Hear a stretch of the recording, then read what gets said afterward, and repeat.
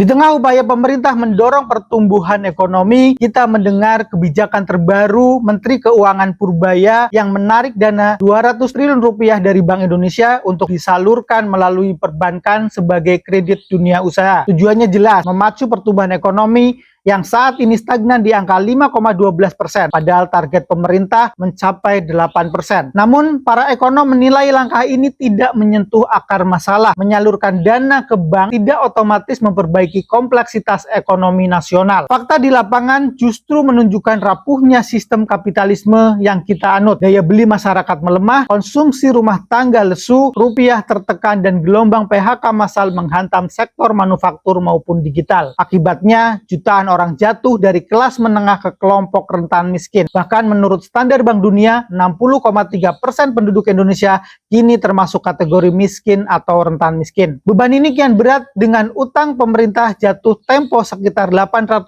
triliun rupiah ditambah bunga lebih dari 500 triliun rupiah. Sementara pajak tinggi terus menekan rakyat. Inilah wajah kapitalisme, bertumpu pada utang ribawi dan pajak, namun gagal menghadirkan kesejahteraan. Lebih ironis lagi, kekayaan sumber daya alam yang seharusnya menopang perekonomian bangsa justru masih dikuasai pihak asing dan asing. Pertumbuhan ekonomi sering dijadikan indikator utama keberhasilan negara, padahal angka ini hanya bersifat agregat, tidak mencerminkan kondisi real masyarakat. Paradoks pun muncul, ekonomi makro tampak tumbuh tetapi di tingkat mikro, kesenjangan dan kemiskinan semakin lebar. Karena itu, pertumbuhan tidak bisa dijadikan tolok ukur tunggal. Kita memerlukan indikator yang lebih inklusif, kemiskinan, ketimpangan pendapatan, dan akses layanan dasar. Islam telah lama menawarkan paradigma ekonomi yang lebih adil. Syekh Taqiyuddin An-Nabhani menjelaskan bahwa inti persoalan bukan pada jumlah kekayaan, tapi distribusinya. Islam membagi kepemilikan menjadi 3, individu, umum, dan negara. Sumber daya strategis seperti air, listrik, dan tambang wajib dikelola negara untuk rakyat. Sesuai sabda Rasulullah SAW, al-muslimuna suraka'u fi thalathin, fikala wal ma wan nar. Kaum muslimin berserikat dalam 3 hal, padang rumput, air, dan api. Allah pun mengingatkan agar harta tidak hanya beredar di kalangan orang kaya. Islam melarang riba karena riba menciptakan ketimpangan dan instabilitas, dan sebaliknya mendorong distribusi kekayaan melalui zakat, infak, sedekah, hibah, dan wakaf. Dengan sistem Islam, kesejahteraan diukur dari terpenuhinya kebutuhan dasar rakyat, bukan sekedar angka pertumbuhan konsumsi. Negara wajib menjamin pangan, sandang, papan, pendidikan, kesehatan, serta membuka lapangan kerja dengan mengelola sumber daya secara mandiri. Inilah jalan yang ditawarkan Islam